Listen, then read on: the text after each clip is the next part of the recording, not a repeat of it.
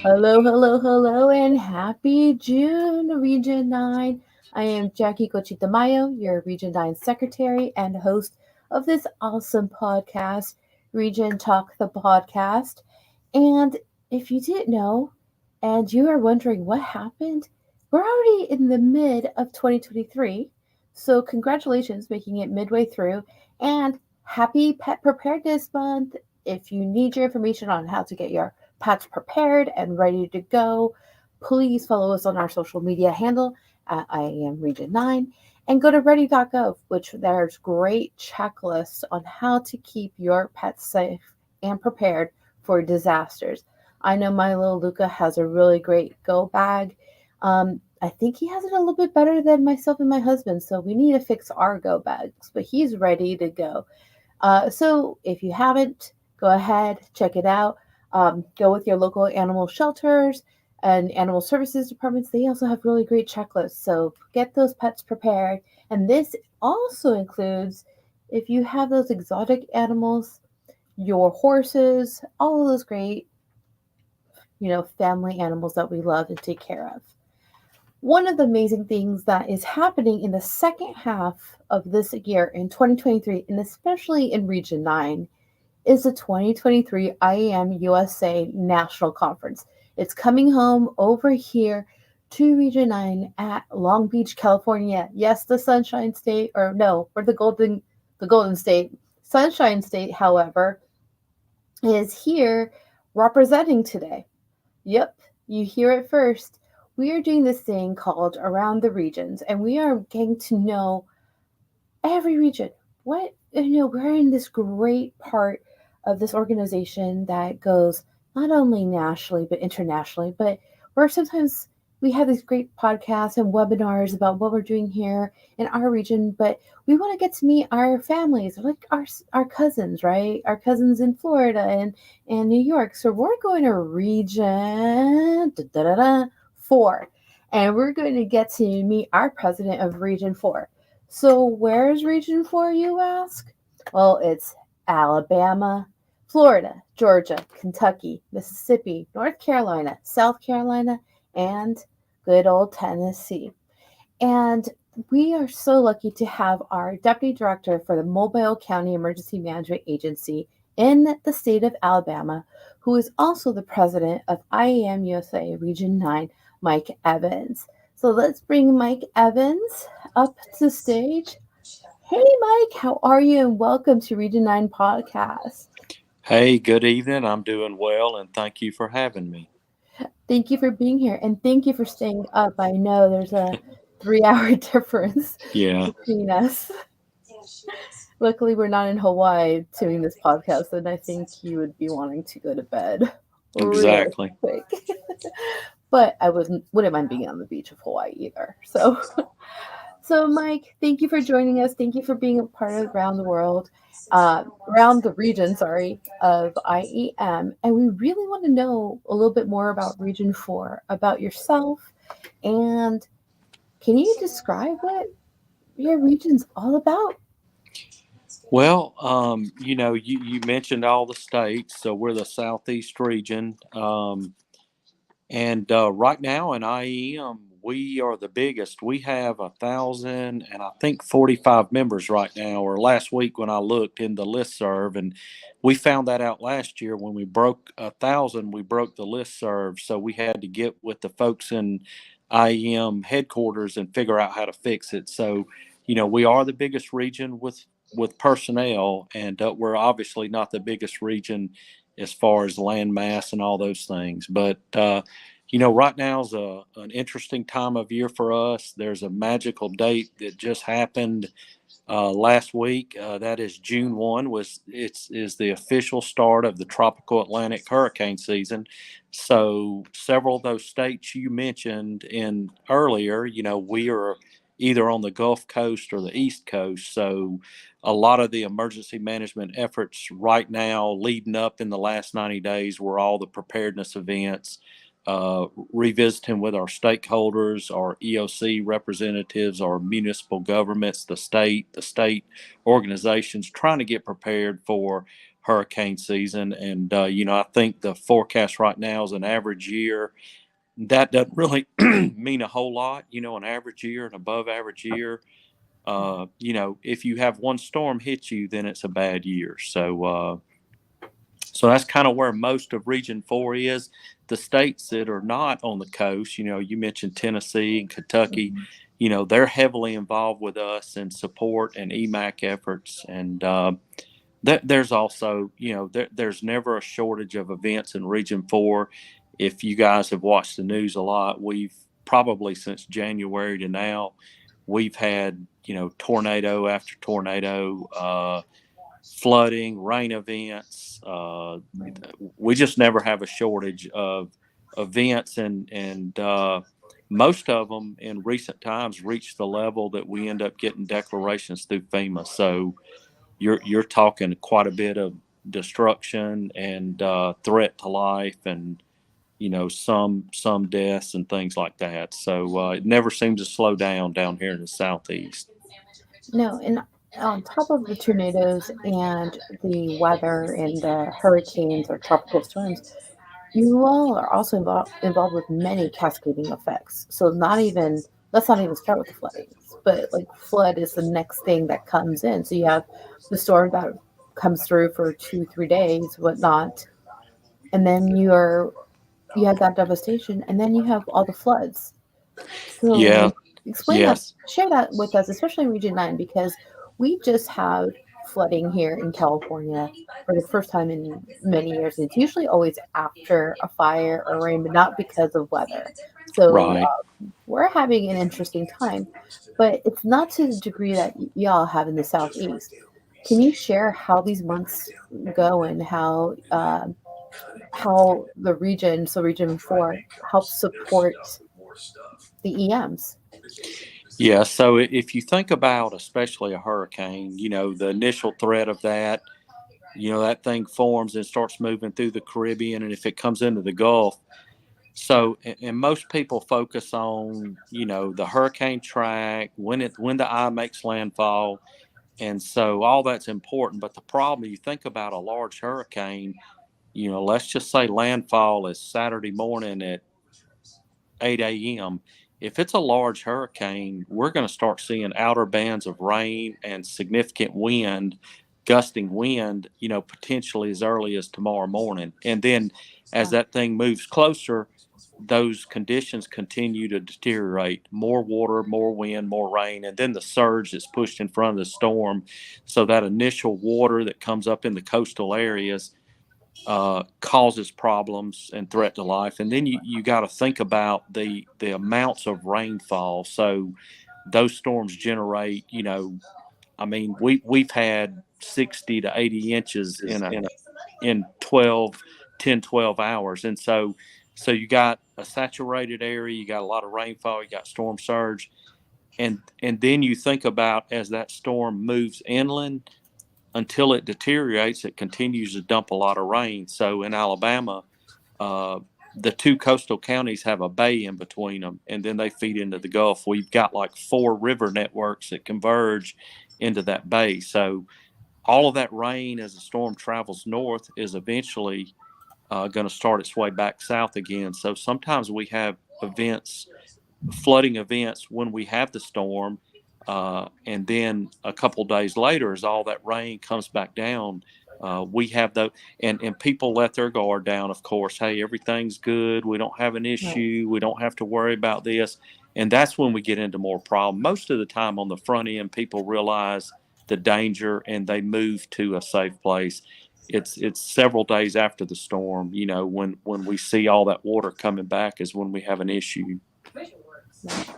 And then all that cascading effects what comes with the flood and the power outages and sanitation and because it's pet preparedness month, so I'm going to talk about them, the animals, the livestock, all of that. Yeah, matter of fact, next Tuesday, we've got a meeting in our EOC with our city, county, animal shelter teams, the SPCA, and the state department that works with that. So we're trying to improve that plan of how we deal with pets. I mean, we've literally had citizens that need to go to live in an area, need to go to a shelter, and if that particular shelter won't take the pet, then they'll say, well, I'm not going, I'm going to stay here. So generally what we do is we have an alternate shelter location that person can take the pet to. And right now we're in pretty good shape because the shelter and the pet shelter is only about a half a mile from each other, so at least they feel confident about, their pet is close by. uh I've got two pets here, they're like part of the family, so I get it, I understand. And I can tell you 20 years ago when I started with EMA, we didn't talk much about that and we didn't really plan for it. But some of those events in the past and the issues and concerns, have made that actually part of that planning process as well. Absolutely. And it's interesting how everything changed, and we all know a lot of it changed because of Hurricane Katrina. But even just um, with just legislation and new nuances that we're even thinking about our livestock and how that's a whole different breed and a whole different animal because of the value and how it's just very different. So it seems the Southeast has a lot going on for half of the year, pretty much from June to November ish. Sometimes we'll hit a little December depending on how the climate wants to play with us or with you guys mostly. But when you're not activated and when your EMs are not running around and saving the world, right, and helping us, sustain life, safety measures, what do y'all do at Region 4? What does IAM Region 4 do? Like, what activities do y'all have planned for the rest of 2023, or what did you do from the first half of 2023? So there's a couple initiatives that we're trying to do. We do have a lot of states. So there's a few states that are not as active in Region Four as some of the others. So one of the things that I committed to do was try to bring some of those states in and get them more active. Like for an example, in Mobile County, the county to our west is one of the coastal counties in Mississippi. So I work very well with some of those coastal counties. And Mississippi has a very active state organization, but they're not as active in Region Four. So I've been working with them trying to do some things. But one of the things we're looking at doing, and I actually talked to another region, they have like a lead person in each state that the regional president pushes everything to them to help them kind of coordinate. And so we actually put out something 2 weeks ago. We're asking a volunteer from each state to kind of step up and be that state LNO to the board of Region 4 to get some Mhm. more interaction and maybe get some of the states more involved. And our big ticket item that we've got coming, Region 4 is one of the regions that holds a regional conference every 2 years. We had it the year before last in Charleston, South Carolina, when Josh Morton was president. So we're planning one in the late spring, early summer of 24, and it's going to be down on the Alabama Gulf Coast. So I'm going to kind of lead that. So right now, there's a lot of effort going into that location, the venue, and then what topics we want to cover, and I'm hoping with getting these other states a little more involved, the ones who are not, that I might be able to bring in some people to do some, because we've had some pretty good conferences in the past, but you know how conferences sometimes can get when you're maybe covering the same topics a lot and same speakers. Hopefully, we'll bring in some different speakers and have some different topics that we can focus on. So that conference is going to be a heavy lift event for us from now until May or June of 24 when it actually happens. No, we totally understand that because last year in 2022, we wanted to host our first live symposium for our region. And because of COVID and everything, we went virtual. And this year we did our first in person. And it's really interesting because we as emergency managers are always exposed to different conferences, whether it's your state association conference, or if it's IAM-USA, or like Women in Homeland Security, or whatever organization or Homeland Security initiatives or conferences are out there.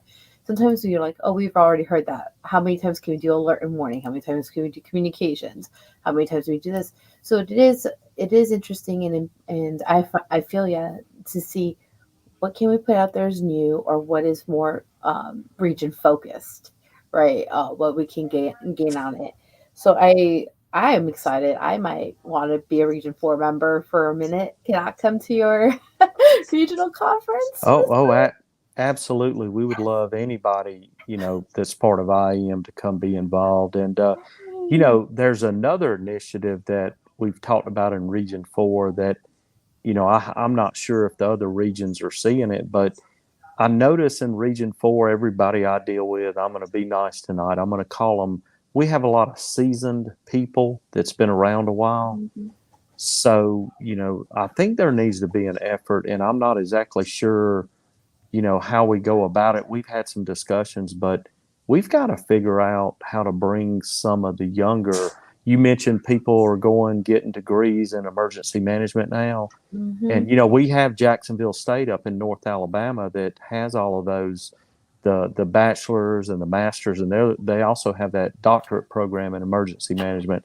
So we've talked about how do we harness them and some of these other programs and get some of our younger folks interested and involved. I think one of the problems we all face as like me, I work for the county government, so I think a lot of the young people just don't quite understand how the government organizations work, and most of the time I get it. The government organizations don't tend to pay the salaries that some of the private type, but Right. the majority of the time they do tend to have much better benefits and opportunities. So I think we've got to figure out, just like we were talking about the military earlier, their whole everything they do, their success hinges on recruiting and retention of soldiers, in all of the branches, and so I think we've got to figure out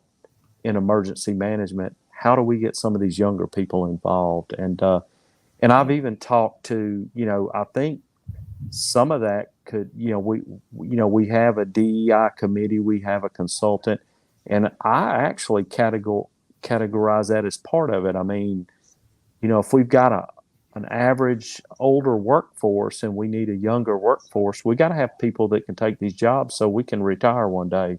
So we've talked about that, and I think that's important. And we've just got to figure out, not only in Region 4, but I think as a big organization, how do we engage and involve younger people into this profession?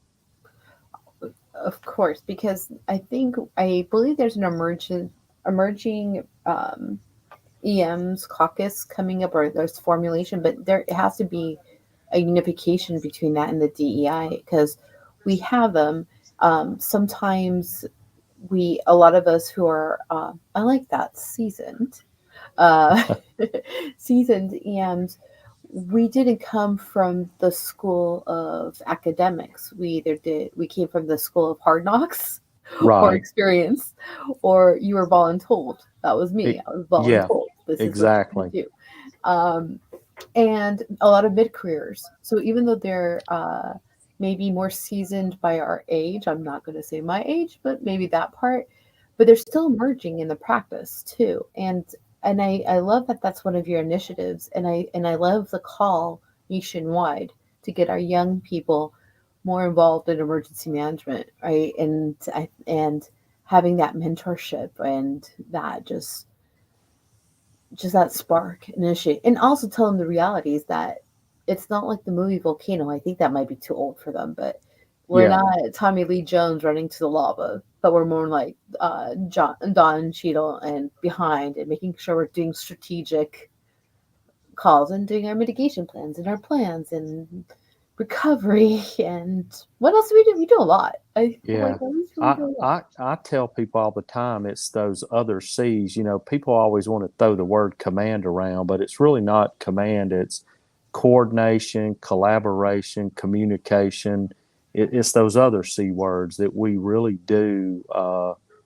And I mean, I would say every now and then there might be a little hint of command in there, but it's really those other C words. I think is where we focus our efforts. And I love it because that's I just my first time, so I'm going to share this. The first time in the National VOAD conference, and that's what their conference is all about: is the four C's of Yeah. that you mentioned. And I think it is definitely imperative to think about that. That's not command and control, right? But it's communication, collaboration, etc. Right. I totally, I 100% agree, and I'm so glad that you're doing that.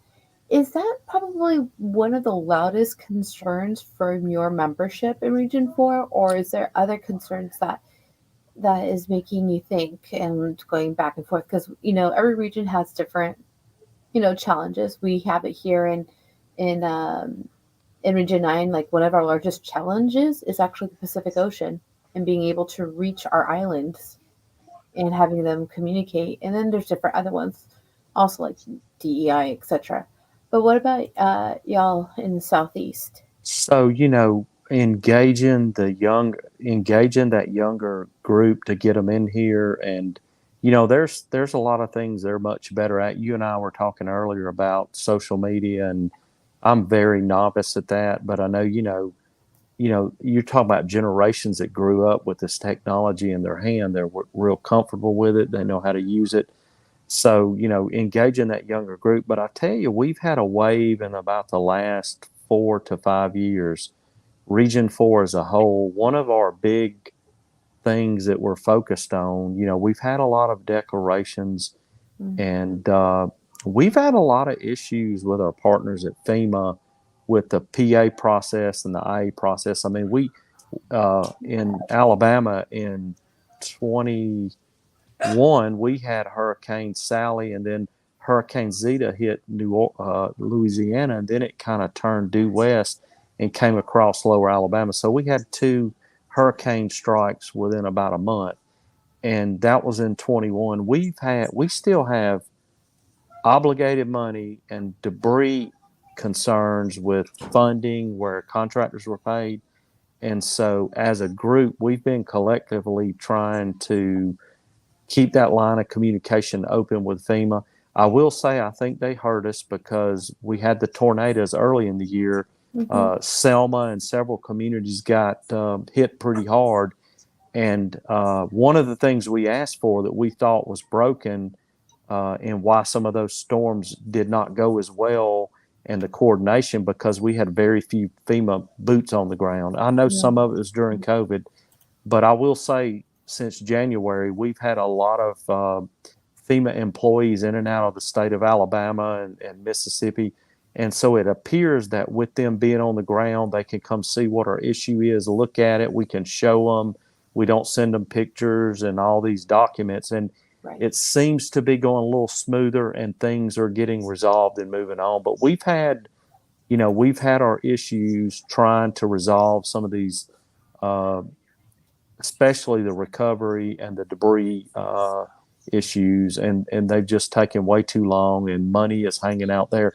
And honestly, Alabama, a lot of the Region 4 states are by nature poor states. Right. Florida's not, maybe Georgia's not, but the rest of us are. So when a little community obligates, let's just say $500,000 for debris operations, and they pay it and they don't get assistance, I mean, that could later in the year of next year mean that community goes nearly bankrupt. So, Yeah. so it's a huge thing for us because all of our storms bring a lot of debris and post-storm recovery issues. So we have to have that optimized. And I understand it takes time, but you know, 120 days, 180 days is one thing, but 2, 3, 4 years is a totally different situation.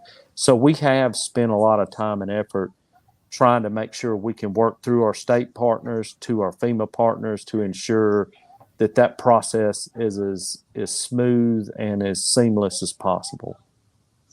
And if you could let us know, so we're having a similar issue, but because we don't frequently have devastation or debris management as much as y'all southeast, and we're facing similar issues in our neck of the woods because unless it's a fire, the IAPA process for flood waters, etc., is not common in our neck of the woods. So if you have more tips, please share them with us because it sounds like you got FEMA and you got the ear of FEMA to listen. So Y- please help Yeah, all our regions. yeah. Well, hey, from the boots on the ground with the county level folks up to the state, I mean, FEMA, you've got to document everything. I mean, everything you do, every action, all the overtime, all the equipment, all the funds you spend, and because they're going to want the nth detail down to the degree. And I would tell you to start looking at that Papa G, but there's four memos that came out, uh, and those memos retracted some of the current Papa G and tells you what Mhm. you can and can't do. And I tell you what, if you'll email me, I've got some of that I prepared for my local officials. I can send it to you because just last week we had a meeting with FEMA Region 4, Mhm. representatives from our two U.S. senators' offices, the state EMA, and we're having a discussion about this, kind of to kick hurricane season off. Now, FEMA did tell us that the Papa G was about to change. Are we in version 3? I think we're going to version 4 or maybe version 5. But they said it would be next year. It would be after the calendar year. So everything we do until post January is going to be under this. And of course, they didn't give us a whole lot of details about what those changes were. Um, but there is also, and if you'll email me, I'll send you. There is it's like a flyer, one stop, how to improve the PA process.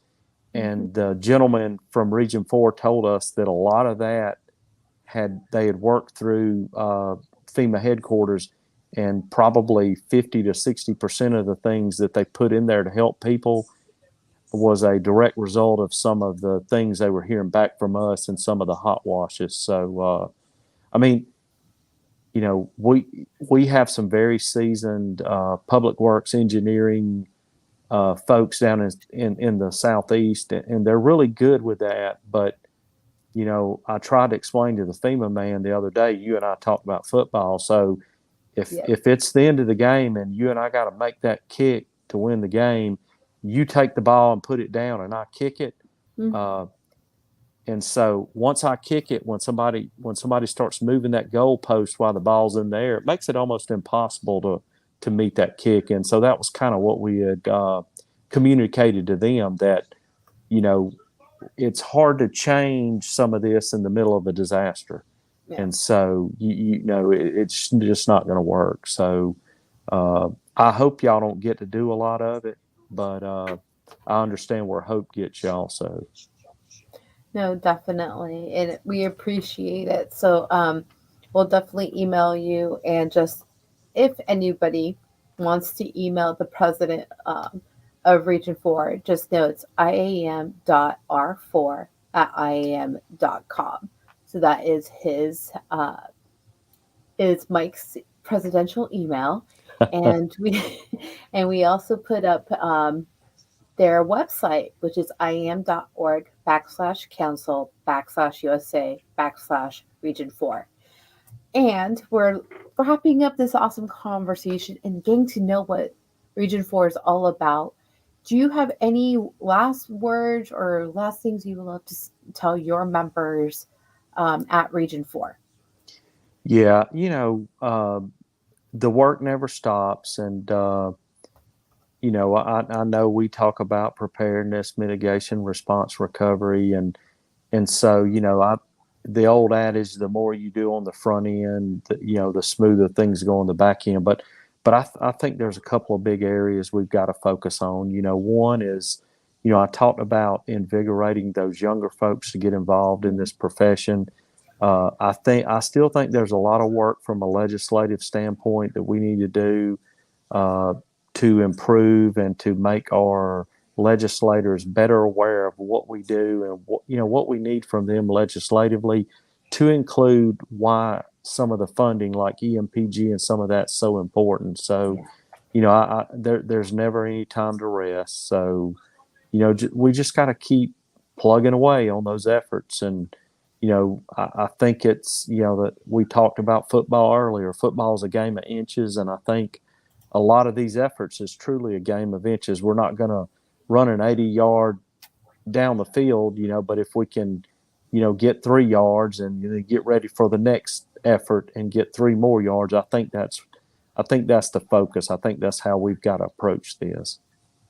absolutely. We have our defensive coaches, our offense coach, our head coach. We have our teams. We have a full prong, and I think at the end of the day, it is we have to use it as a team. And what's I think is the beauty of the regions in general is we're not just a state. We are a group of emergency managers in a region that work in this collaborative effort.